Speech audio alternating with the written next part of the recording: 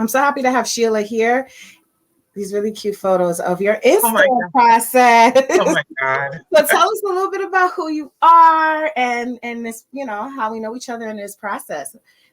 Okay, I'm gonna really try to give you guys the condensed version, but I've had my Microlocs in for 7 years. Actually, met Jessica at a hair show, and I thought her hair was like gorgeous. At the time, I'm not sure I was like really looking to get locks, but I was interested, curious, and I saw her locks. I thought they looked beautiful. One of the things that stood out for me was how consistent they looked from root to tip. Mm-hmm. That was what was driving me. Just I didn't know much, but I knew I liked what I saw. Awesome. Yeah. And then, so I think, was it 2013? I want to say it may have been 2012, maybe. I feel like, okay, so my daughter was born 2013 in October, and I believe you got yours done around December or January. It was January 2014. 14. Yes. So my daughter was about 3 months old. And so here's your installation. And now I wanted to just paint the picture of, you got your hair done. What made you even want to get your hair locked? I think you said you saw me in a hair show, you wanted to get your hair done, but like just a little bit of brief natural hair history real quick. And then, yeah, because your story is very interesting. For many years, my hair has been pretty sensitive, and I've tried relaxers off and on throughout my life for many years, and was never really quite successful because I would get my hair relaxed, would look good for a few months, and then it would start breaking, and that was very hard to deal with. Not just being a woman of color and your hair. So, with that said, I explored more natural things like braids and weaves, and I did braids and weaves a lot because honestly, I don't really know how to comb my hair, nor am I interested in doing it. Mm-hmm. So, but honestly, I still didn't know locks was the way I was going to go. And then I had heard of the brand Sister Locks, didn't know a ton about it at all. And I saw a few people with small locks that I thought it looked good on certain people. I liked it on certain people. I wasn't sure that was the look I was looking for. But, like I said, when I saw yours, I just was like, yes, that's it. Now I know more, and I know that everyone's locks obviously will look a little different, right? But I knew that I wanted you to install them. I was clear on that. Oh, I tell people there's a feeling, that feeling when you meet someone, when you know someone to do your hair, whoever it is. I'm gonna have to use that. Mm-hmm. Oh my goodness. Yeah, you could continue. I'm for visual. Just wanted to show the process. Mm-hmm. Yeah, I mean, I gotta tell you, I didn't know a ton. I guess I was such a novice. I just was going off of what I saw and what I liked, but I wasn't quite sure what it meant, if that makes any sense. Yes. I see these videos, people like, oh yeah, I thought about it, and then I read up about it, and then I researched about it. I did none of that. It's totally like old school. I like your hair, and I want my hair like that. Especially back years ago, before the oversaturation on the internet of information, or just with the internet in general. You just know what you like. You see it locally or maybe online, and that's how it went. And it's beautiful. So I found this picture in the archives, and it was dated January 2nd, 2016. I was like, okay, we were in there the day after New Year's day. But look at the 2 years. I mean, amazing. Yeah, it's a huge difference. So I have a couple of questions I want to ask you about your experience, because you do have it's a very interesting one. We haven't seen each other since pre-COVID. And a couple of things look at that. That's when your hair was getting some hang time. It was really getting fuller.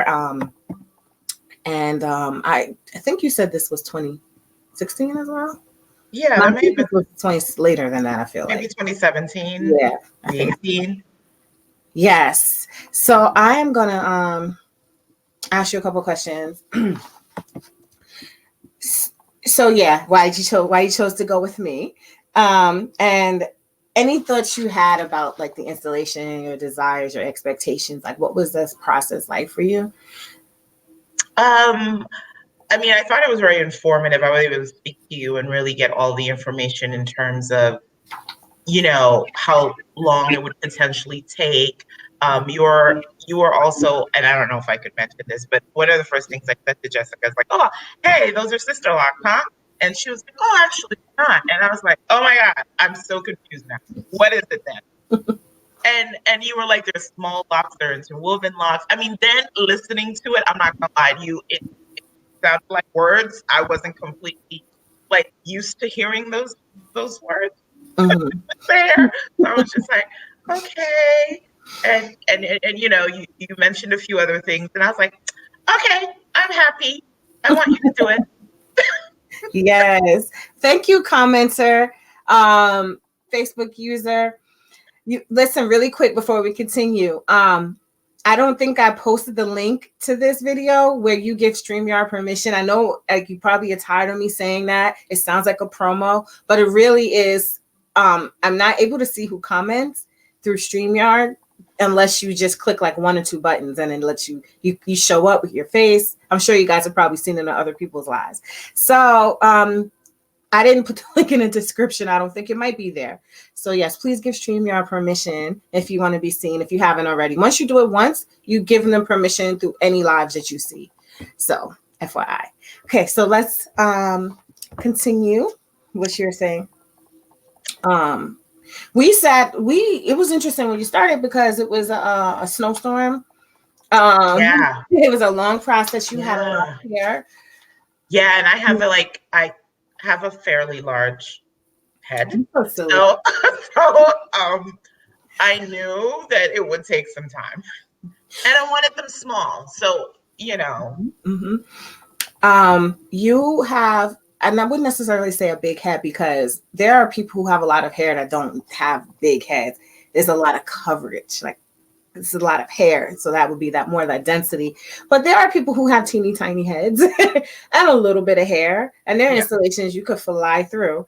And then there are people who have just a lot of, so it varies. So you say you have a big head, but you had a lot of hair. It was like every row, another row of hair came out of nowhere, and it was just like, and I know. But what were you? I know there was like a little bit of anxiety. There was a snowstorm and maybe a little anxiety with the process. It's just a draining process anyway. It can be. So I know that was something that was going on. You want to explain how that was feeling for you? Well, I wasn't sure I'd get home. That was one. I mean, at points, it just I wasn't. I think I was anxious more about the snowstorm than your ability. If anything, I felt bad. Jessica had just recently had a child. She was like your daughter was like 3 months. She was little. I yeah. met her. Yeah. So I felt bad about that. Like I was like, oh boy, because in my head, I know it's not the big head thing, but the big head was in my head. Like, well, the big head is gonna take her forever. And she must be like, why did I take this, client on? But we had a good time though. I mean, we watched maybe I don't know for reasons, I don't know if I could mention that, but we watched RuPaul's Drag Race like the whole time. I never watched RuPaul's Drag Race before And that. But it was definitely it's interesting just that your experience always stuck in my head because I think I've been pretty open about how emotional the process is. Hair has been for me, period, but going into the locking. And so I felt like I could understand a little bit of how someone can be anxious and how this is a whole new process. You're sitting for days. And we took 3, I think, or maybe, because of we took 3. We had to stop early and finish the next day. And so that's why people hear me talk a lot about this being an emotional process for people, not to be taken lightly, not just a client in a chair getting a hair service, but a whole experience.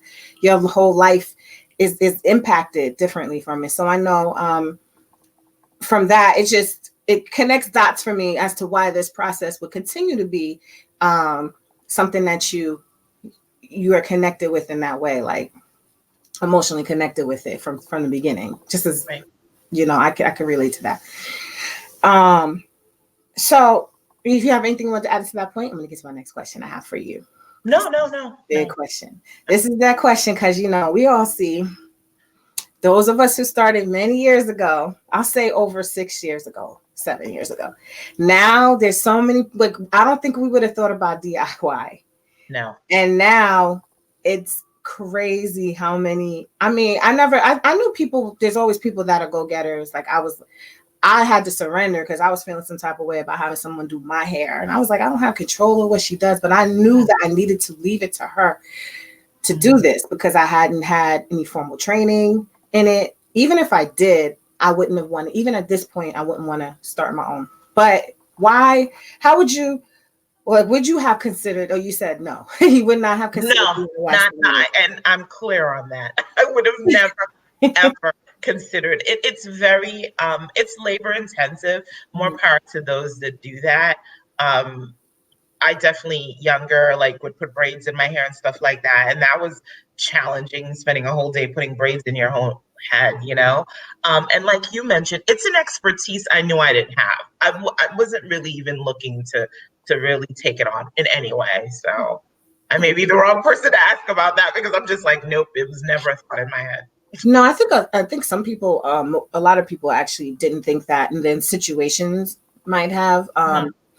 But I still feel like, not to say that this is the same level of a surgeon or the same level of a, but there's professional level services that I think really give it the best results than to try to DIY everything. Although I'm DIYing stuff around this house, I still know it's not gonna look. You know, I'm patching and I'm doing things that I'm finding out how to do, but it's not an expertise. So there'll be two different things. Plus it's just labor intensive. But I want to know some like major highlights and lows because you've, there's a lot's happened in those 7 years for both of us. Yes. Maybe whatever you care to share, but what's happened through those 7 years, some major highs, lows, joys. Okay. Learns. I mean, it was huge for me in the beginning. Because in the beginning, they're kind of small. They're small and they're very new, right? They look kind of resemble almost like tiny braids or maybe twists, really depending. And I had never had that type of look. I have a, not that this means anything, but I have a chubby face and I've always liked big hair. It's been my signature, right? So not having big hair, and I just felt really exposed. It was an emotional thing for me, like to really step out and have my hair like that and be okay with it, you know? And it took it took a little time, but I did. Like it was kind of nice waking up in the morning, running your hands through your own hair. Listen, I am not insulting anyone that wears, false hair because I was, braids and weave mama for many years. And I still don't think there's a problem with it now. But it was different. It was almost spiritual in terms of like dealing with my own hair, like really facing that. Like, this is your hair. This is what it looks like. This is what it does when it's hot. This is what it does when it's cold. You know what I mean? And waking up and it being my hair, that was different. That was interesting. Yeah.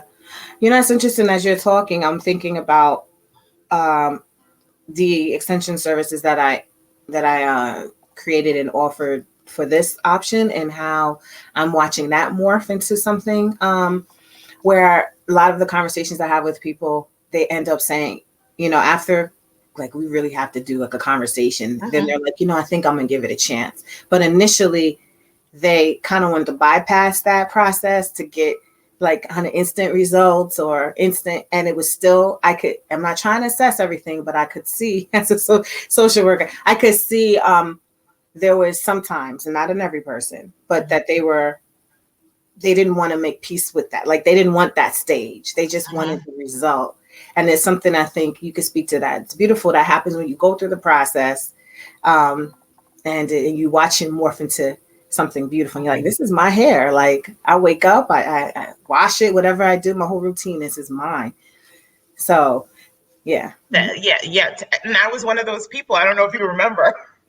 Did you ask her this? Oh yeah, I did. The first thing I did, I was just like, okay, so I'm thinking of getting extensions if we can, because I kind of want to. And you were like, you were really nice about it. It's not like you said no. You were just more like, oh well, you have a good amount of hair, and I do think it will look good, not that extensions, but you have a full head of hair. And I think, if you take this journey, I think you'll be happy. And I Mm. was just like, and I just kind of felt like you're the expert. Like, honestly, I just was like, well, she knows. Like, why would she, send me on a route that's not going to work out for me? So I said, okay. And in my mind, I had to make peace with it. I was like, it's going to look a certain way.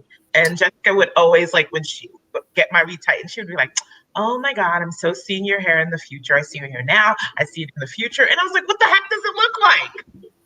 Mm-hmm. And she was like, don't worry, it's going to look really good. And I got so many compliments, like so many, as my hair starts to grow in and get fuller.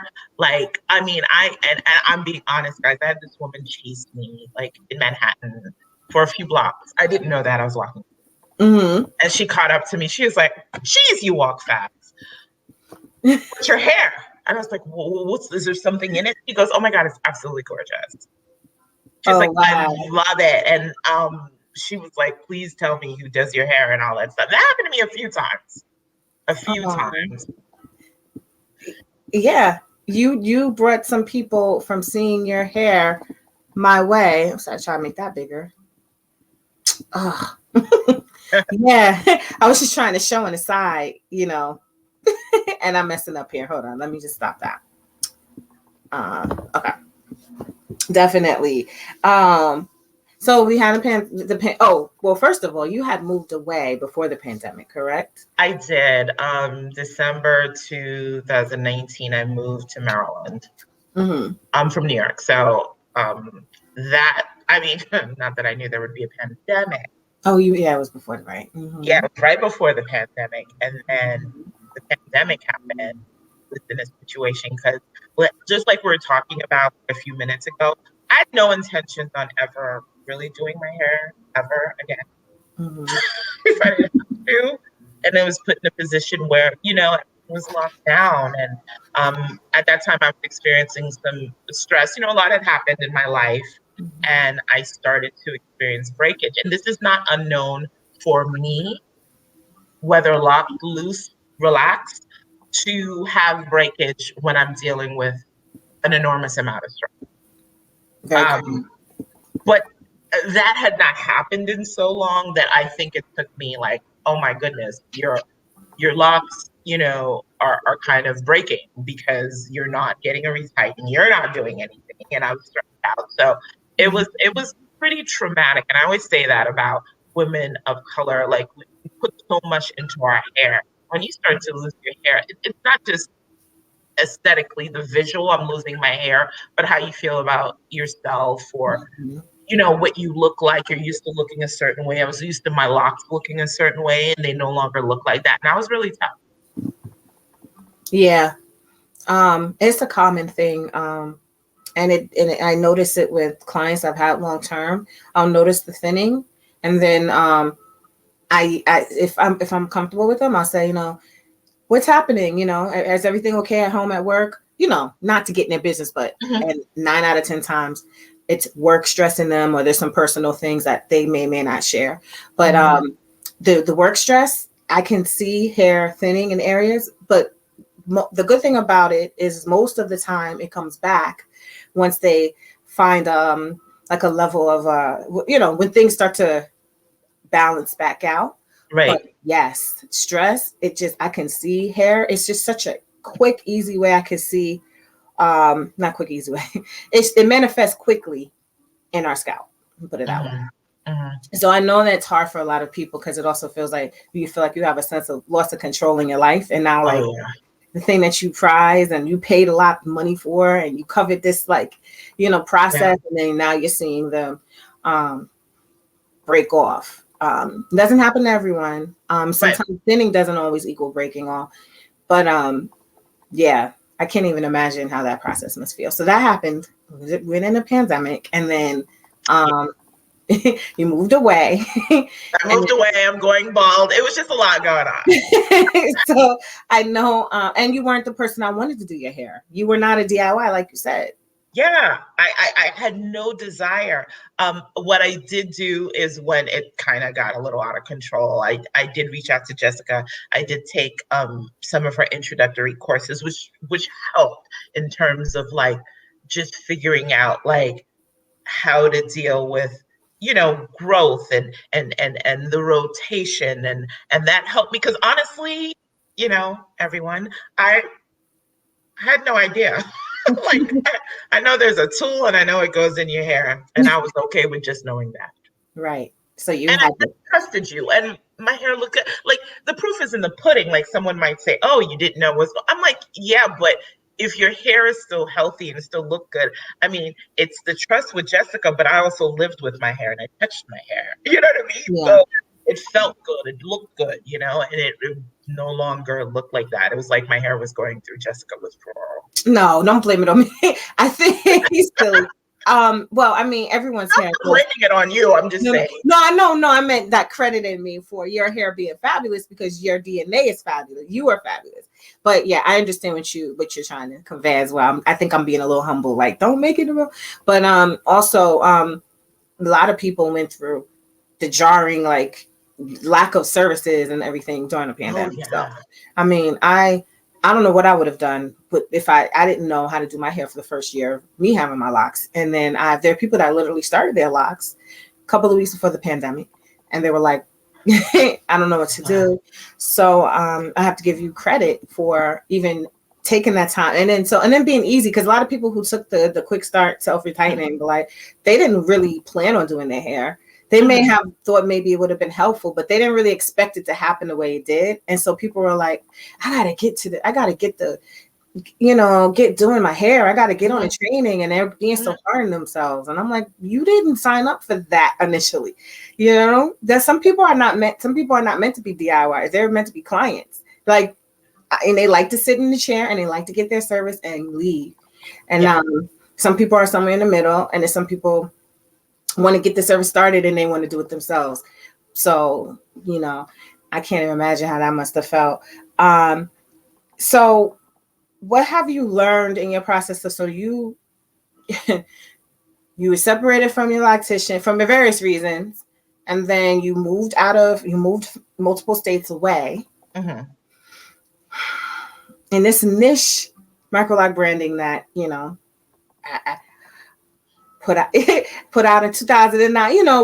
It's not yet a worldwide standard. So people are so you go to different, sister locticians or whatever.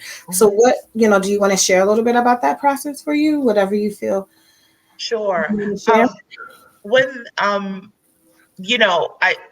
did take, like you said, you put up a good point. Like some people took some of the introductory course online, not necessarily, I want to do my hair, but it's good to know. And I just felt like I'm definitely was one of those people. So after a while, I started getting a little better and started to like, okay, it's time to get this under control. So I started to do some research on other locticians in my area, which felt super weird. Oh, good. It felt super weird. I even called Jessica to tell her, I was like, listen, I'm just letting you know, I'm going to go to another loctician. She's like, yeah, that's fine, Sheila. So I reached out to a few people. I finally got an appointment with one person, definitely under the Sister Lock umbrella. You know what I mean? I, told them that, I was not, I don't quote. Gotcha. You know what I mean? Gotcha. I'm just trying not to say anything. I say alternative branding. I tell people, that there's. Yeah. Like this, my establishment was by a person. These are, Microlocs and tool, whatever. And and they were very open and gracious. They did my hair and retighten it. I did lose a lot of locks. Like that was just part of it. You know what I mean? Like that was just. Like, I don't know. You guys can see my hair now. You might be like, "Oh, it looks great." Let me try to get those other pictures up. Keep talking. It's all, it's getting back to where, but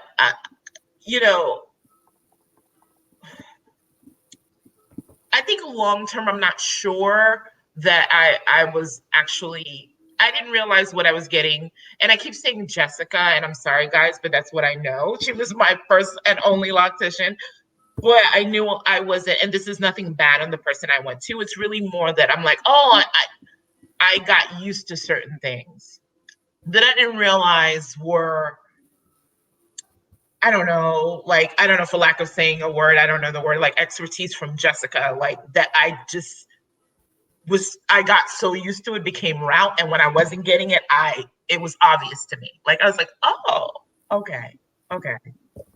You know what I mean? Because, along with needing a retightening, there was some damages to some locks as well. You know what I mean? And you really want to make sure, this is advice to anyone, whoever's doing your hair, whether they're installing it or you're looking for a loctician to retighten, that they actually care about the health of your hair. You get what I'm saying? And that they will always, and they will at least try to call out if there is damage, or that they have the ability to help. If you do have damaged locks, that they have an approach rather than going, oh wow, this looks damaged to me. Well, I don't know how to fix this. Yeah, I don't know how to fix it. It's kind of like, I'm coming to you because you're the expert. Like, I don't know how to fix it either, because I would have fixed it if I knew how. So that was pretty tough. And like I said, nothing against who I went to. It's really more so I just learned that I wasn't getting what I was used to, and that prompted me to do more research.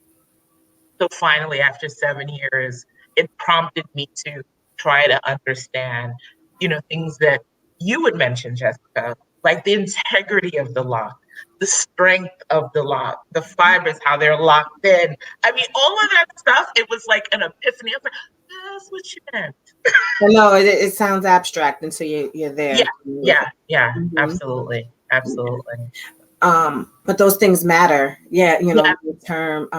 One of the things that just keeps sticking in my head is like, I mean, I've heard through other people with other experiences that sometimes I think unskilled, not every other loctician, but those who aren't very skilled tend to think just leaving the hair, it will magically correct itself, or aren't, like you said, aren't sure the approach to take to it. So they either don't take the right one, or they don't take one at all. And so it's just kind of good. These are little things that sometimes people aren't aware of. Like I'm not aware of when I go to different dentists or any other professional. They're going to have a different perspective. But there are some things, I guess, that you say it prompted you to do more research. So doing more research kind of helps you to see other things that you may need to know as important for your decision making.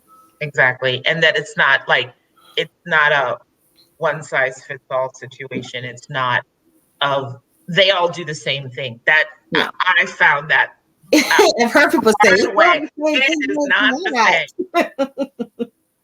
It's definitely, I mean, things could be similar, but never the same. Exact same. Yeah.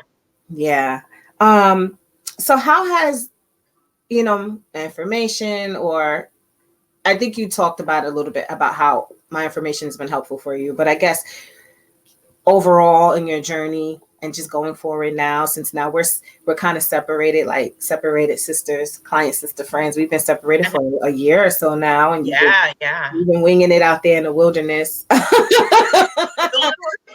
cub is out there, like, oh my God, what do I do?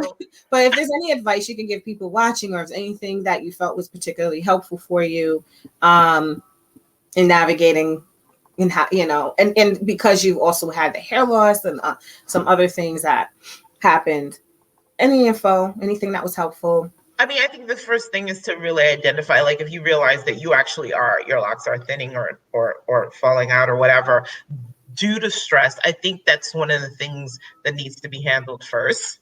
Mm-hmm. At least in my experience, like, figuring out what exactly the stress is and how you can help minimize it a bit. Like you mentioned, doing your research and really thinking about what you want for your hair. You know what I mean? Like, do you want the fast and quick, I just want it to look a certain way?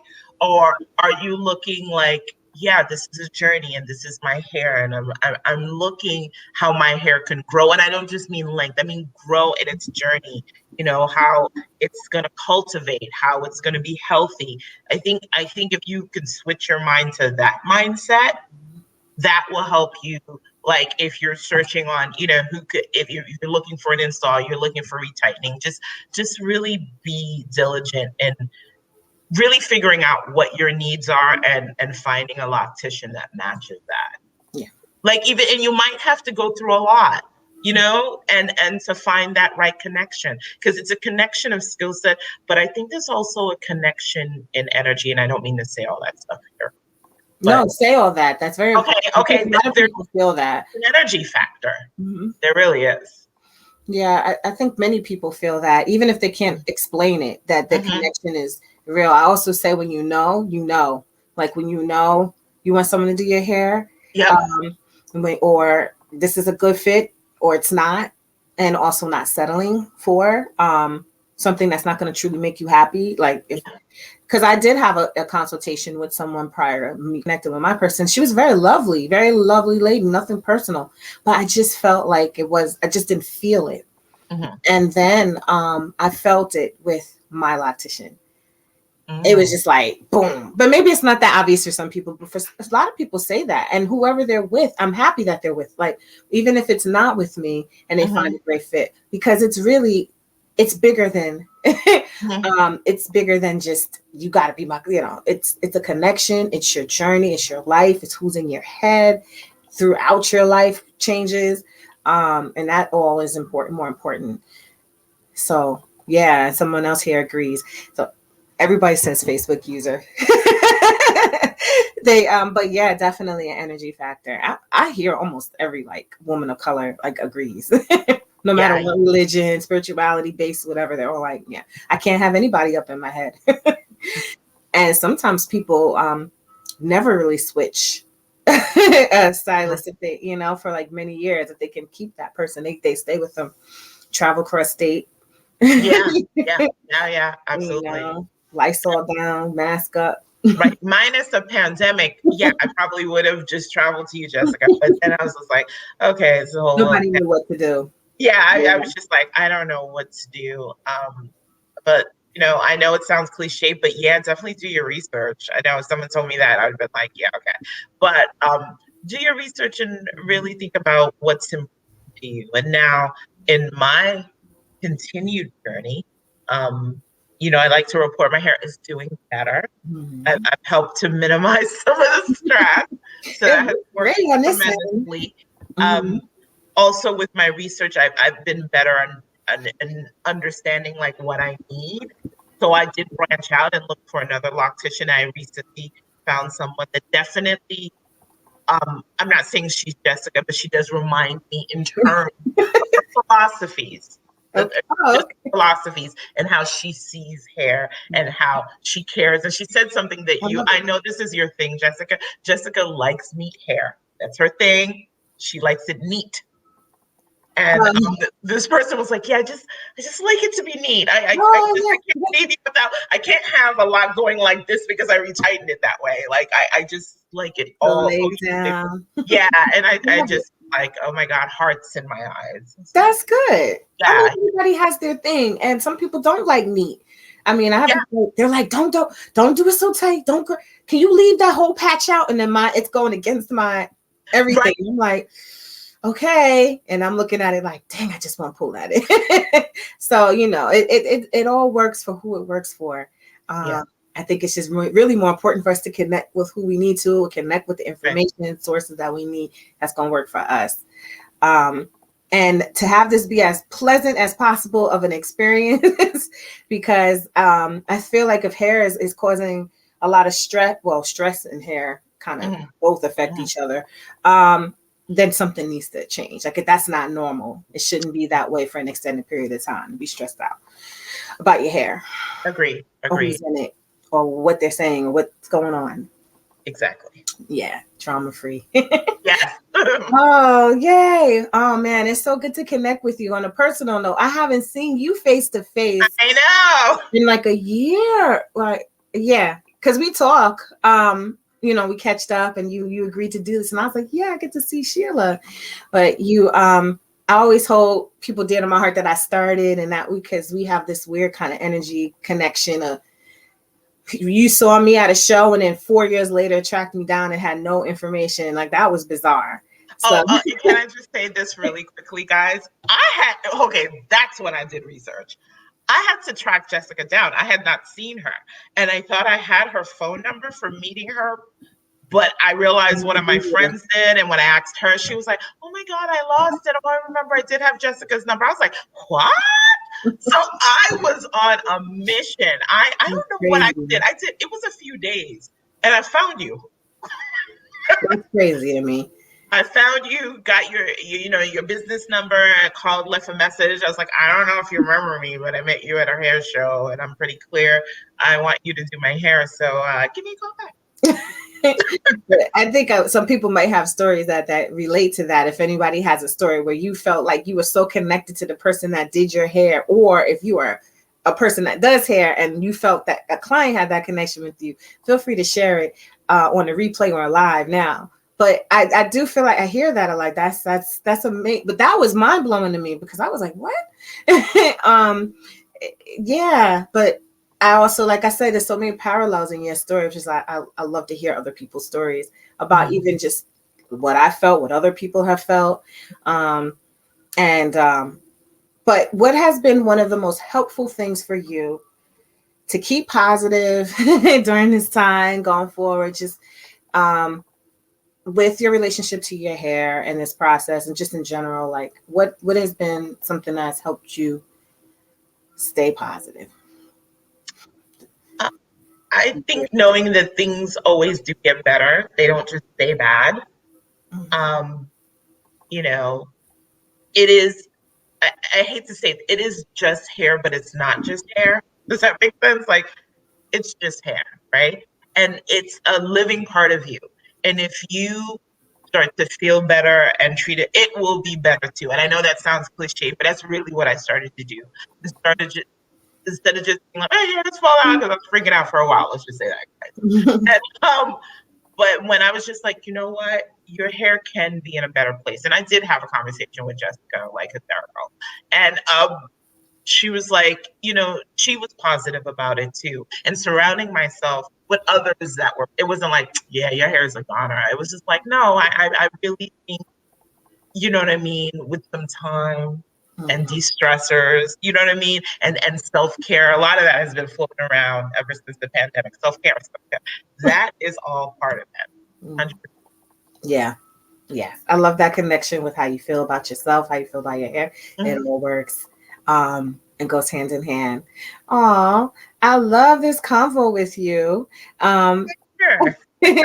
I feel like we could talk forever, but that's what we used to do during my retightening. I know, right? I told somebody we used to do Lifetime. We had to talk for a little while, and then we had to do the Lifetime was a de-stressor because it was so ridiculous, the movies, but it was just a way to bond. And that's a really important point. I just like to make that bonding in the experience. And just knowing what type of person you are. Some people like to sit in a chair and not be spoken to. So that may not work for you. You know what I mean? But know that about yourself. And when you are looking for a loctician, know that about yourself. But if you're not that person, I do like a little chitter chatter. So it was important to me that, that we vibed. Right. I think same on the other end as well. I think some like, it depends also, I think, on the person, but sometimes the quiet is nice, or sometimes the quiet is painful, and it's like, can they just talk? I want to talk. And my person, she talked the whole time. So I feel like I do that to you, but you guys, but I try to be mindful of it. I'm like, let me be quiet now, because maybe she just wants to think. But yeah, I've asked all my questions, but I will end this live here. We're going to hop on IG for a few minutes if you have a time, and we can hop on IG together. Yeah? Okay. Yeah? Okay. I'll put you on the spot, so you had to say yes. I know I had to say yes. Like that, though. I'm so happy for you. Oh, and updates on how you're doing with the self. Have you self-retightened? much? No, I'm still the same, Sheila. I mean, I've done a few here and there. I think it's my fear of not feeling like I'm so great at it. Um, but now I feel like I'm definitely just paying attention more, Okay. just making sure things are in Doing order that, what they're supposed to do with your hair. right. So my thing Say now is like, if after you retighten my hair, I go through my hair. it. Something I never did with Jessica, ever. I never went through my I hair. was like, get your hand out your I hair. was like, okay, we're done. And that's it. But I do. I go through my hair. I'm cognizant of um, making sure that, it's kind of cold out there, that I know with these type of, it's not like I'm putting conditioner, but I do put in like some water, you know what I mean? Some rose water, checking the condition of my scalp, just making sure everything is okay. Using, this is, I am not a professional. Using some jojoba oil on my scalp, I realize my scalp needs it, especially when it's cold outside. Yeah. You know? Yeah. Yeah, no, that's fine. That's good. You know what you need. Your hair's not brand new, so Exactly. you have some leeway. I love it. Love it. Love it, Sheila. Thank you so much for taking this time out. And thanks to everyone who watched. If you want to continue this dialogue, we're gonna hop on IG for a few minutes just because I want to. And just to keep talking to her. Bye.